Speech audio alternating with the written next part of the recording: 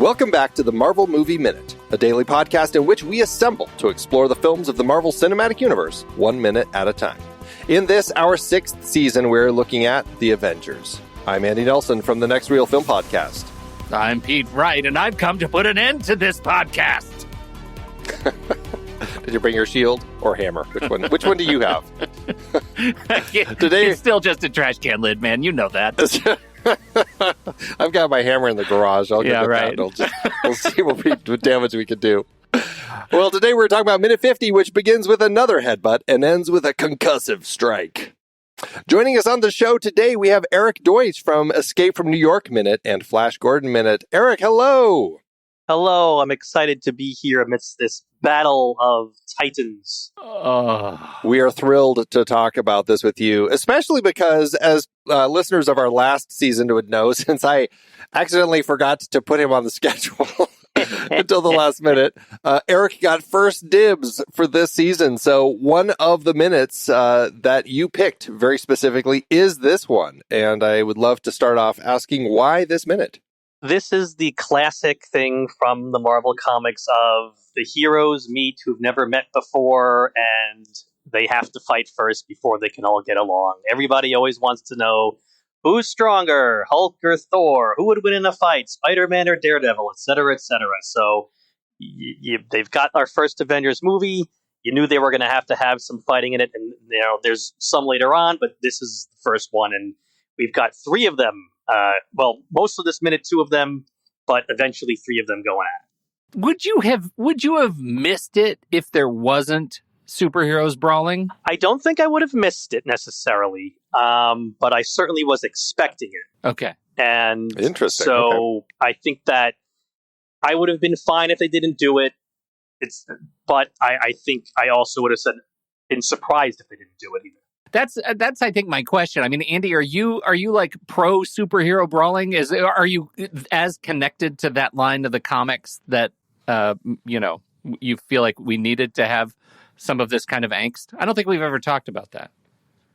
No, I wasn't. I mean, I have read it in comics in the past. I don't think I was feeling like I needed to have it here. And I mean, we've been talking about this fight for, I feel like, probably a week now. Most of the year.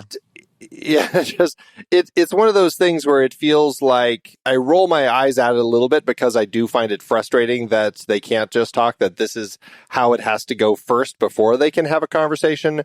But to your point, Eric, I think that it does bring some entertainment value to it, and getting kids on a playground. This, like as you said, this is that sort of thing where it's like who would take on who would be able to beat who. And, I think that that's kind of an interesting element that is part of this, that we, it is kind of intrinsic to it. And so while I do kind of roll my eyes at it a little bit, there is an element of this whole heroes fighting because they don't know how to talk to each other yet. There is that element that does lend itself to the format. Yeah. I mean, you said it. Like, let's not forget for a minute that these are also grown adult men, right? Like, let's just forget that just for a bit. It's testosterone. Yeah, right. And that's the thing. It's like they don't know what each other's powers are. Right. They don't know if they could actually hurt somebody. Like when Iron Man flies into the cliff wall with Thor in tow and grinds his face up the side of the cliff. That could have stripped him of all of his skin and flesh, and that could have been the end of Thor. Iron Man didn't know that. It's just very much a roll the dice kind of event for Iron Man. Let's just see what happens. I mean, if Iron Man is, Tony Stark's a smart guy, I'm sure he's at least somewhat versed in Norse mythology, so he has to at least have a basic knowledge of Thor was that really, really strong guy in Norse mythology. If this is actually Thor, he might really be able to kick the crap out of me. Yeah. Well, and that's actually a fair point, because if anyone knows his enemies in this fight, or his frenemies, it's Iron Man, because Tony is the one who would do all of his homework. We saw Coulson deliver the contents of like all of the research that S.H.I.E.L.D. had on all of these different people that he would be working with. So he is the one person who likely would have done all of this, whereas Thor, we know he hasn't done any homework. Let's be honest. He doesn't care. He's the one who could be killing Iron Man without realizing it. Like, I mean, he practically crushes his arm like a minute or two ago. But it is fun. And that's why I guess this sequence ends up kind of having a lot of entertainment value and this play value because, you know, I mean, we're coming into this minute right after Iron Man had just headbutted Thor, and now Thor turns around, headbutts Iron Man, and really they just keep going at it. It's until Captain America comes in and interrupts them with his shield. So I guess, okay, let's just talk about the fight a little bit because there's a lot of fight going on in a lot of these minutes, and I'm just curious, as a starting place, of all the different action beats, have you found that there were certain action beats that worked better for you than other action beats between these two? Yes, there's a really cool move that Iron Man does here. He flies at Thor, and while he's still in the air, he grabs him, spins him, and chucks him all in like one fluid motion. That's a very cool, and it's only a cool move, but kind of move that he must have practiced at some point too. It took some choreography on Tony Stark's part to do that. And the interesting thing about that part is that Thor stands still and essentially lets him do it. He does not try to dodge Iron Man when he does this. And I'm sure Thor is fast enough that he could have. And I'm wondering if, even though they've been fighting for a couple of minutes at this point, does Thor feel like, oh, even if he's flying at me, I'm so strong he can't do anything to me. Otherwise, why not dodge it? Why allow himself to be grabbed by Tony like that? Yeah, there is this bit of I don't know. It is a little bit confusing for Thor because, you know, he's in sort of WWE mode right now, and they're just throwing each other around. But really, like, he is an Asgardian on Midgard. He suffers no fools, and he doesn't let us think that for a moment. Therefore, why is this metal man going to give us any concern? And yet we still have this weirdly awesome kind of sociopathic hero moment where he's standing above Tony on the ground and he calls for Mjolnir, and it comes, and he is about to hammer down and just straight up murder Tony Stark. Like, so much for the protector of Midgard. And so, like, I'm torn between these moments of, like, straight up brutishness and, that how could this ever have led to diplomacy at all between these two adult people? I don't understand it. Yeah, and, to that point, later on in the movie, when he fights Hulk, he smiles. And, like, he's like, battle, yeah, here we go. Finally. Right. Right. He's not smiling here while he's fighting Iron Man because he's angry. He's too angry to enjoy this like he will when he's going to fight the Hulk. Yeah. Possibly doesn't think Iron Man's a worthy opponent, thinks Hulk is maybe. Iron Man's not a monster. Hulk is a monster. So Hulk's more the kind of thing he's used to fighting. But I think also just against when it's Hulk, he's not angry. Here, he's angry. Yeah, because he's distracted, right? Like he has a purpose here. Loki's sitting up there on that mountaintop, yeah, and it's like I'm here for Loki. Why am I wasting my time? Yeah, exactly. And Hulk, there is this piece of him fighting Hulk where he smiles because it's a worthy opponent moment. And here, he doesn't know anything about Tony Stark, and why should he even give him consideration as a worthy opponent? He's busy, he needs to move on. Yeah, he just, I mean, at this point in the film, I mean, he hasn't had any conversations with anybody on Midgard. He'll have conversations once he gets onto the helicarrier and have an understanding as to what's going on. But at this point, he's kind of like the angry kid whose parents are angry at the other kid for having stayed at the friend's house for too long. And so they send this kid to go get your brother because he needs to come home for dinner.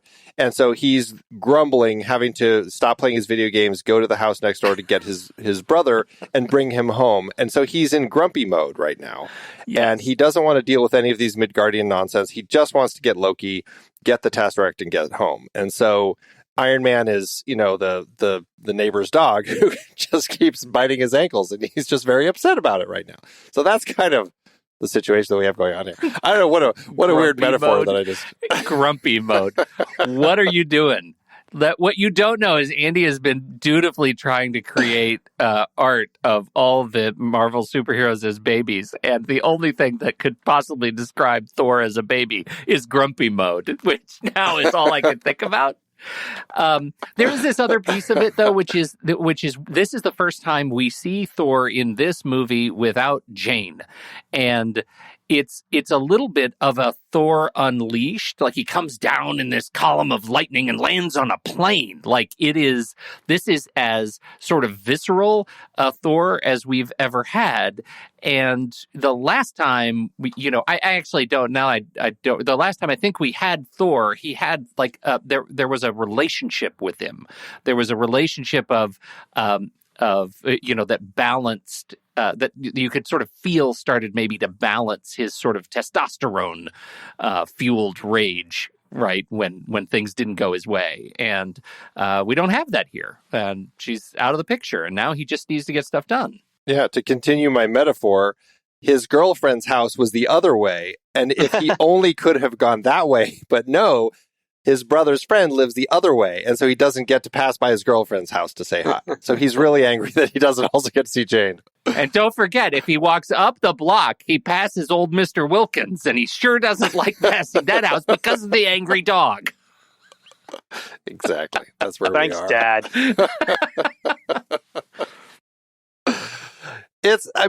I do enjoy the fight. I do wonder, here's a little question about Constitution as far as these two. If Captain America did not show up, how would things have continued? Do either of you have, or I guess we should say, what would both of you say? Where would you land with this? You're actually asking us the teenager question. Who would win in a fight? Like, straight up. I am. I don't see if Cap doesn't show up. Eventually, Thor is winning. There's no way eventually Iron Man is going toe to toe with Thor and coming out on top. Yeah. I feel like Thor is holding back.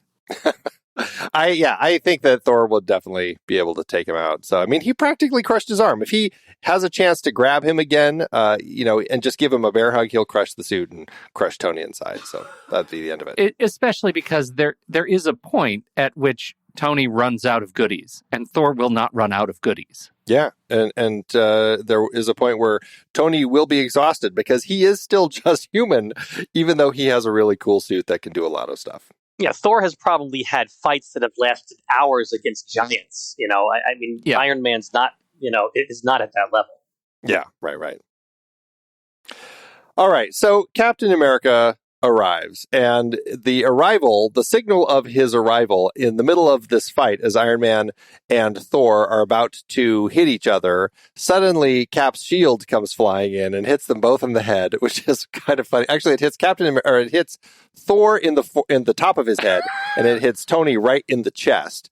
Again, no damage from it, and again, it's the edge of the shield, which seems like the worst thing to get hit with.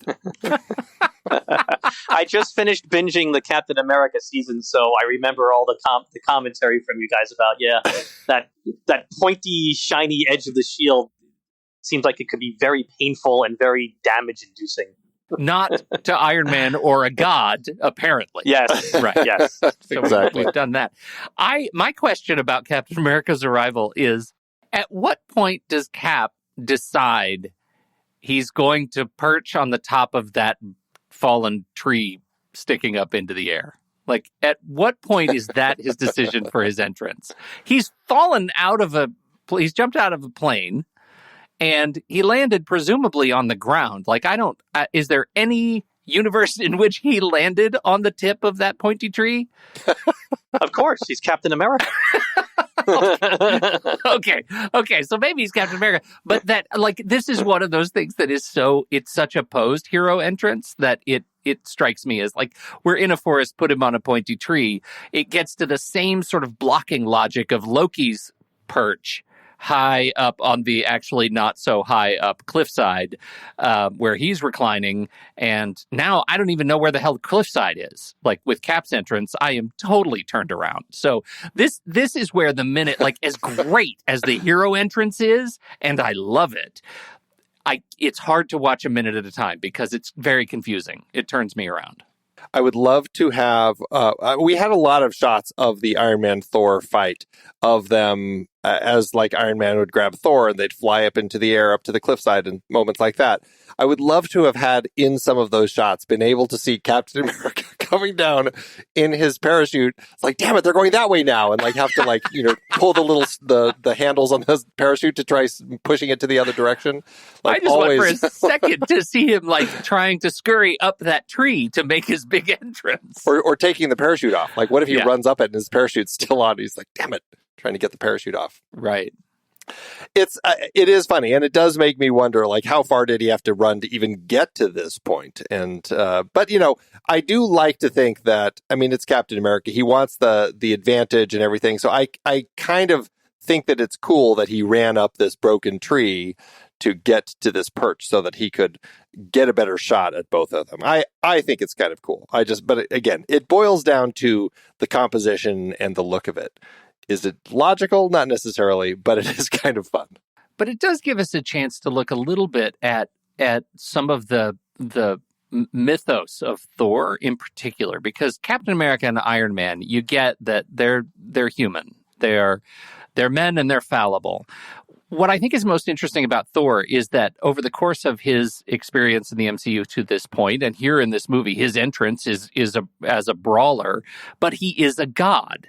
And this, in some ways, leads to, I know, Andy, your favorite Thor movie where we meet Gore the God Butcher, and that entire line, which addresses the question of the fallibility of the gods. And here we're introduced to a god acting like a child, right? Acting like a petulant child. And I think that's, I know we're making it for the hero moment. We're making it for the adrenal satisfaction. But I do think it's fascinating that we start, this movie with the god's entrance as a brawler child throwing a tantrum. Well, Not according to Captain America, because there's only one god. And he doesn't dress like that. Yeah. Well, I'll tell you, I mean, to both of your points that you just made, I mean, Cap's got guts. I mean, Black Widow warned him Thor's basically a god, like you just said, and his comments about his attire aside, he has got zero fear right now in what he's doing. Right. I mean, there are two guys significantly more powerful than him that are angry, that are worked up, that are going at it, and he just jumps right in and says, that's enough, like a teacher scolding their students too. I mean, he's Right. just completely fearless. Like the adult in the room. Yeah, he's the adult in the room.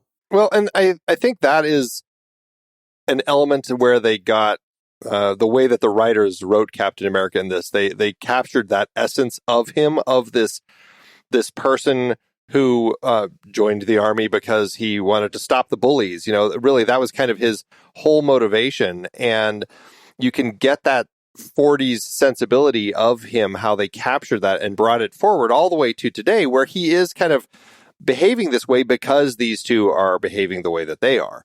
And I think there's an element to that where, and I think that's why Captain America stands out as a true hero, because he is the person who will jump into these situations and, put on his courage and get in there and deal with it however it comes. And I like that about him. Well, yeah, it's a thread that sticks with us to the very end of the phase too, right? He'll fight until he's the last man standing. Yeah, even when he is the last man standing. Right. He'll fight because he wants to be the last man standing. We can keep going. just He's just a man who likes to stand. But he really likes standing by himself. That's what you're saying. Right. He's the last man standing because he fights. Yeah. Yes. Because he right. fights. That's why. Because he fights. Therefore. QED. That's right. Okay, now here's a question for you. So they both stop. Iron Man and Thor both. Obviously the blow from the shield is enough to kind of get them to both like, what is going on? They stop, they turn, and they look at Cap as he hops off this tree and says to them, now I don't know what you're planning on doing here. And then Thor has his, hot-headed response. I've come here to put an end to Loki's schemes. And then Captain America says, then prove it. Put that hammer down. Now, Tony has a line here about the hammer, and I just want to know, like, because the way that Cap was speaking and Thor was, I mean, I know he was answering, but he was very hot-headed and in his responses. If Tony hadn't interjected with a, no, bad call, he loves his hammer, with that little kind of comment about his hammer, which gets Thor to hit him, if Tony hadn't said anything, do you think that Thor still would have leapt up and struck at him, or do you think that Thor was in that moment of listening until Tony snaps him out of it? Boo. I think he was going to hit. You think he would have anyway? I think he would have hit anyway. I actually don't think he would have. This is a classic Tony Stark instigation. Just he's even in the midst of this heated battle, he's got to be nonchalant and make cracking the joke and not really care about what the consequences are. I think that Thor might have listened, but having him hear that obnoxious bug in his ear then just got him revved back up. That's what I think. I think that, and this is where I like Captain America is, you know, he is this person who has strategy. He's got a sense of command, and I do think that the way that he responds to Thor with then prove it, I don't know. I just felt like Thor may have actually listened to him here if it wasn't for Iron Man butting in with his idiot reply about the hammer, because that just pisses Thor off. And you see that because what does Thor do? He swings his hammer at Tony and knocks him down before he leaps up to hit Steve. So I find it to be such an interesting character dynamic between these three. And this actually may be my favorite moment of this entire fight, because I find that it speaks so strongly to all three of them here. And I feel like the character writing for all three of them really is kind of nailing their characters at this particular moment. I like this a lot, the way that this plays. Yeah, I do too, especially the hero moment, right? That you want me to put the hammer down? Like, come on. That is classic Whedon, like, dialogue. And it, to me, it just, it brings me back into the written mode of this thing, like out of the action scene. It's like, okay, this must mean we're done because we get such a dramatically, hyperbolically written quip. And I'm here for the quip. It's a good quip. And it is also a signal that we're going into humor mode, and now we're going to transition into something different. I think it's a great signal. And coming out of Thor's mouth, it's like perfectly placed. Yeah, that line and what happens 5 seconds after that line is even more specifically the reason why I chose this minute. So not just the minute of fighting, but that specific line and then the last few seconds of this specific minute is the real reason that I really wanted this minute. Well, and let's talk about this, because this is one of those, kids in a playground conversation sort of things. What is going to be stronger? What would happen if Thor swung Mjolnir at Cap's shield and struck it? Like, who would actually take the blow? You know, and we get to see that play out here as Thor has this dramatic Zack Snyder-esque, side scroll leap up into the air and comes down on the hammer in glorious fashion, and it just explodes. I mean, it's this like moment of energy just blowing everybody down, and I mean, it is kind of a thrill to see. So, So, Eric, this was the minute you picked. Talk about why you love this so much. I think to that point, if there were ever any doubts about the strength of Cap's shield, they are certainly gone now. He just got slammed with Mjolnir, a weapon from myth, and essentially it's a tie. The shield is not destroyed, the hammer is not destroyed. They both kind of go flying back. It sort of means that this man-made shield is up to the task to at least defend its holder against this mythical, incredible, powerful weapon. So that's pretty fascinating, Absolutely. Another childhood question. Oh, okay. Would the same thing have happened if the shield had been held by someone other than Captain America? You mean like Eric Selvig, or do you mean like the Winter Soldier? Like who's holding it here? Well, Mjolnir can only be picked up by Thor, And Right. later we find out Captain America. Is there something special about not just the device, but the person who is wielding it that causes this specific outcome, like the specific crop circle that we get here to happen? What if Iron Man had picked up the shield and actually been the one holding it when it came down? Thought experiment. Well, this speaks a lot to vibranium and the actual the makeup of the shield. And this is, I mean, we talked about this a lot last season as far as vibranium and the absorption of energy and how a bullet should feel like a cotton ball when it gets hit and all that sort of thing. Like, there's a lot of nonsense science when it comes to the vibranium and what it means. Because to a certain extent, like, okay, the vibranium absorbs all the energy coming at it. But what about mass and force? Like, even if it's absorbing the impact energy, isn't Thor's momentum and his mass and the force that he's swinging down, isn't that enough to still? I mean, at the very least, I mean, the shield might stop him, but wouldn't it still like push Cap into the ground a little bit or something like that? Like, I'm not exactly sure how all of that works. I mean, I don't know, Eric. Do you have any perspective on that? So I'm trying to look at, it's so dark, this scene. I'm trying to look at the very last second of the scene when everyone's lying down. And does Cap drop the shield? It's such a far out shot. And it's so dark.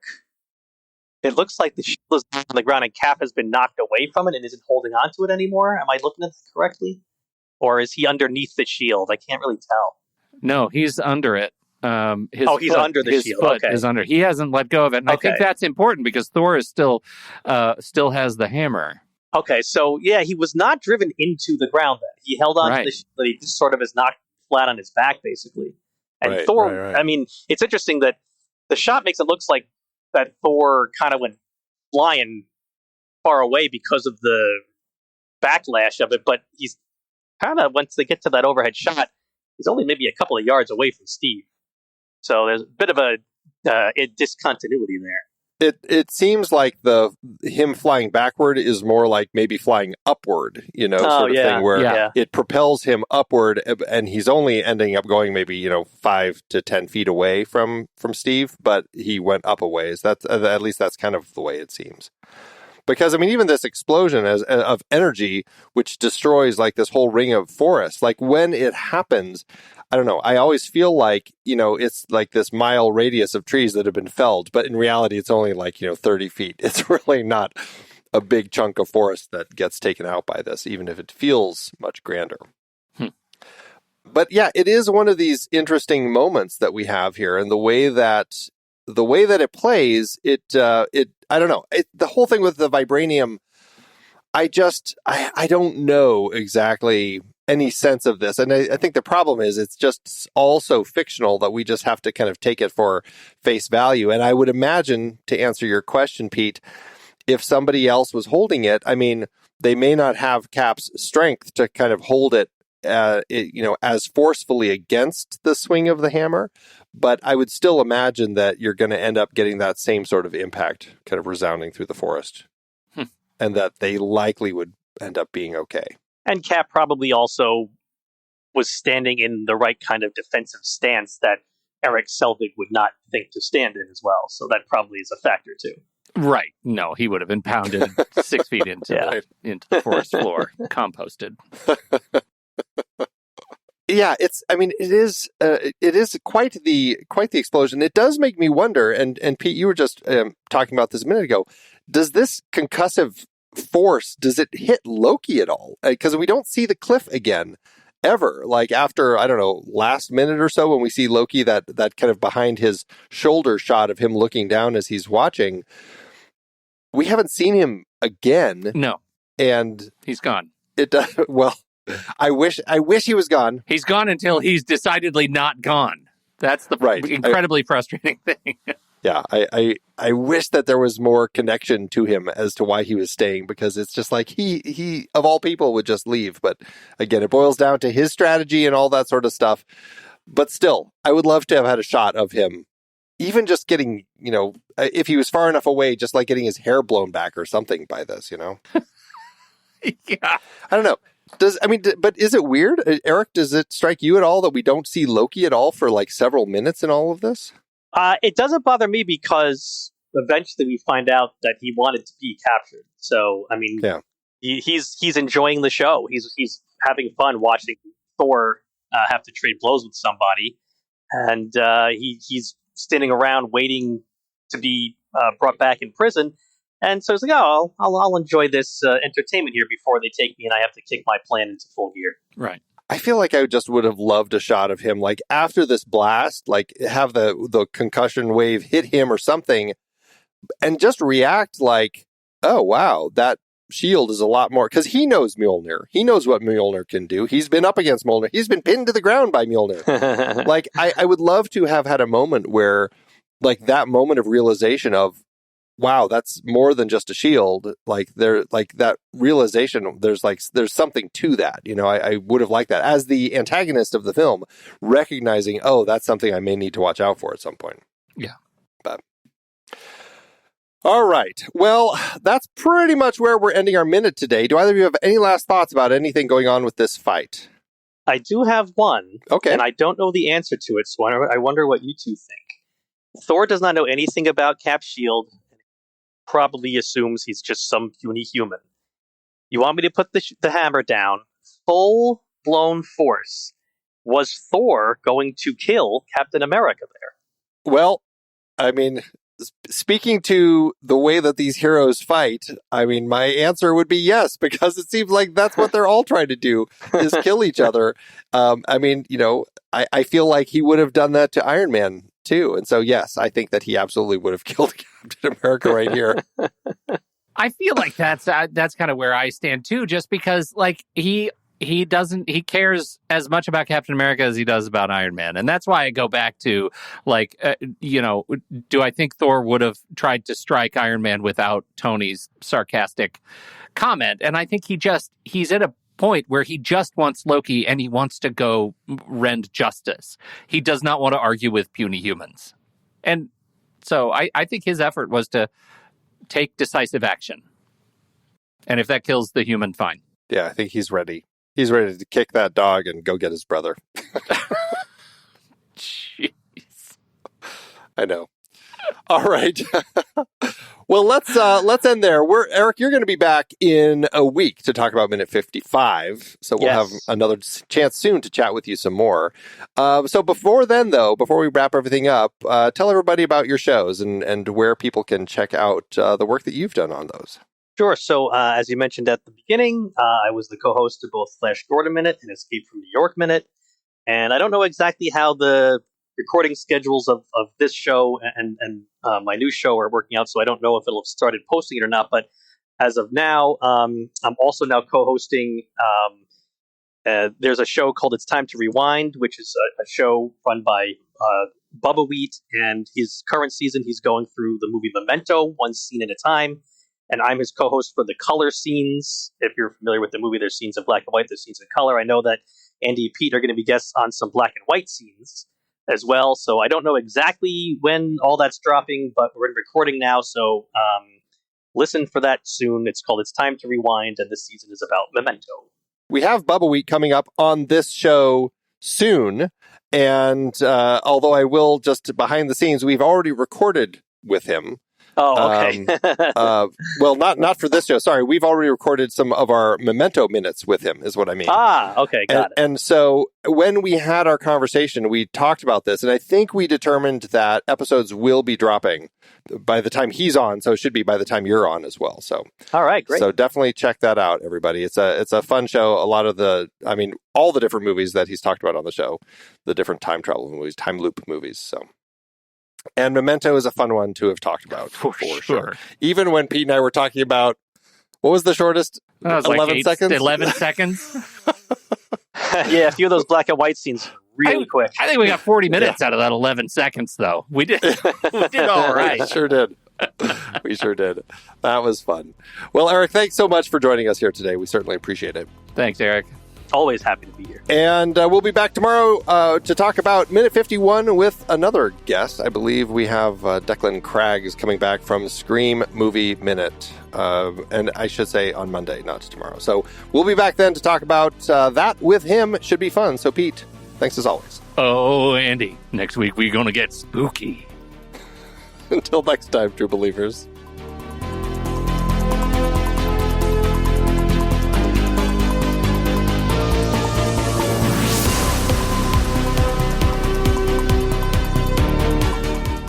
Marvel Movie Minute is a production of True Story FM, engineering by Andy Nelson. This season's music is Message to the World by Anthony Vega, and this season's show art is by Winston Yabo. Find the show at truestory.fm. If your podcast app allows ratings and reviews, please consider doing that for our show.